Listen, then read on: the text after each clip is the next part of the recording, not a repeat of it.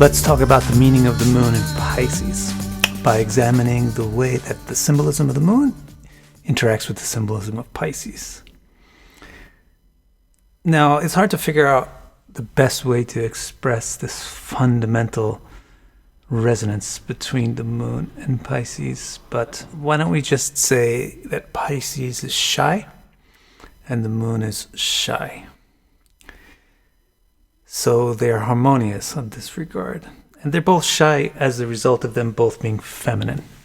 Feminine energy has an inward nature, or introverted, which is equivalent to what people call shy. So therefore, the moon in Pisces indicates a person with harmonious feminine qualities. Well, let's talk about what that really means throughout the rest of this video. But this is really what's at the root of the moon in Pisces, is this femininity resonance, which means nothing to most people these days because they don't know classical feminine qualities versus classical masculine qualities. So let's explore that. Probably the first most important thing to mention is that female nature is internal. It goes in. And so therefore the femininity brings things in. And so if you say that something has good female energy, it means that it's sympathetic or inductive. It takes things in. And that's a key trait of the moon in Pisces, is that it has a lot of sympathy. This is going to have a lot of specific effects, which we will mention explicitly over the course of this video. But for now, just keep it at this basic abstract concept that the moon in Pisces is very sympathetic, which means that it's taking in things very well. And as a result of being good at taking things in, femininity is good at hearing advice, sharing ideas, taking opinions into consideration, having guidance, asking somebody for things, asking somebody for directions, asking for somebody for help. None of those things are classically masculine. All those things are classically feminine. And so if we say that the moon in Pisces has a good female synergy to it, then one of the key fundamental things that it means is that the moon in Pisces is a very good receiver. So it's going to be receptive, and therefore it's going to welcome information, and it's going to welcome guidance. And this is going to make the Pisces moon native seem very influenceable. But depending on your point of view, they also can actually factually wind up to be the most difficult to influence. And the reason for that is because they're feminine, they don't have rigidity to them. So they don't really commit fully to what you're trying to influence them about. But they will listen to it really carefully and consider it deeply. But if you're trying to influence a person in the sense of getting them to do something definite that you want, it's actually quite difficult to do that with a moon Pisces native. Next up, let's expand this basic synergy into another aspect of femininity, which is that Pisces is introspective and the moon is internal. It's the mind.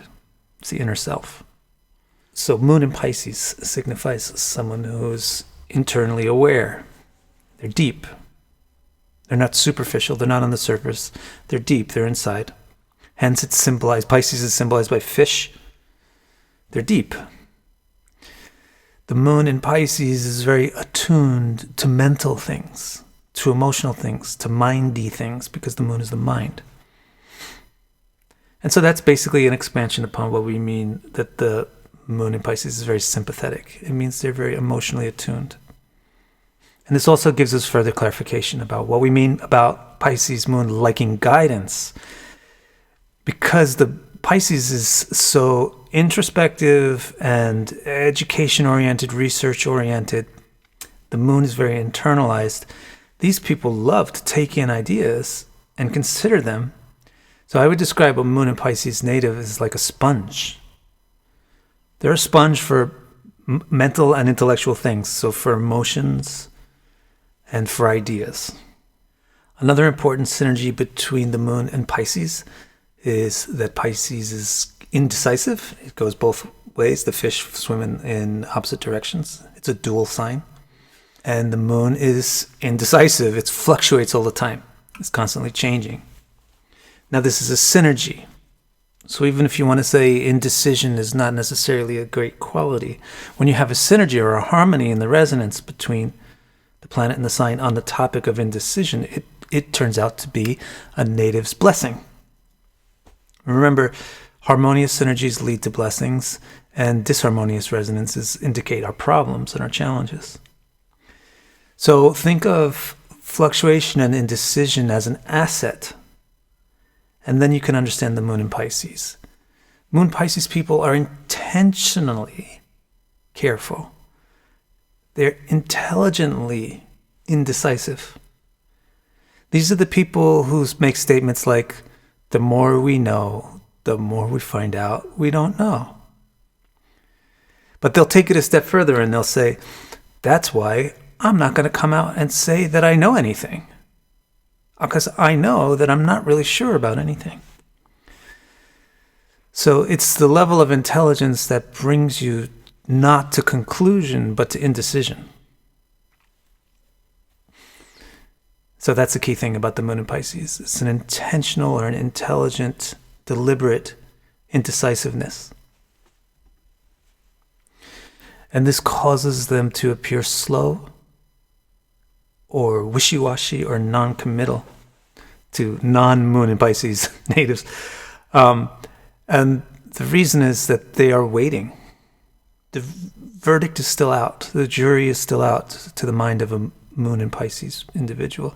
They're still waiting to see if new information comes about this thing, or if somebody else's opinion changes their mind. So that's why I say, although they're quite spongy to your ideas, and in that sense it feels like they're very easy to influence, they actually wait forever to accept your ideas. They take them in, they listen to them, they respect them, but they don't really easily accept them. So it's open to debate as to whether Pisces is the most influenceable sign or the least.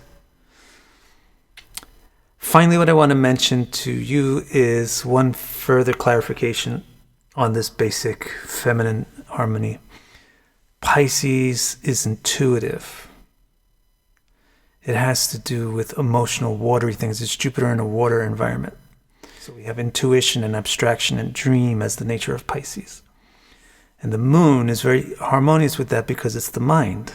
The mind is the vehicle for emotion and dream and abstraction. So what this harmony reveals is that moon and Pisces people, when we say they're sympathetic, extend that all the way down. You could even call them empathetic or empathic. They even become psychic in a sense. They read the room easily. They read your feelings. They read your mind easily because that's what they're in tune to. So if you remember one thing about the moon in Pisces, remember that it's femininely ideal. So it's going to mean things like it takes things in very well. It's very receptive to bring things in. That's really the basic fundamental nature of the moon in Pisces. Now what we do in these videos with the planets and the signs is I show you a consistent technique that you can use for any planet and any sign. And the technique is very simple. You look for where the planet symbolizes something that's very, very similar to what the sign symbolizes. And once you find that, you assess whether or not the planet and the sign are harmonious about that thing or whether they're antithetical about that thing. The dissonant resonance reveals what's complex or difficult for the native.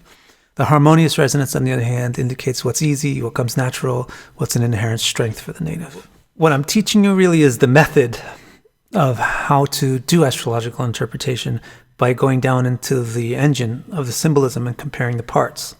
The actual interpretation that you should give is going to be individualized per the individual chart. So if you have person A with the moon in Scorpio and person B with the moon in Scorpio, it's not going to be exactly the same interpretation.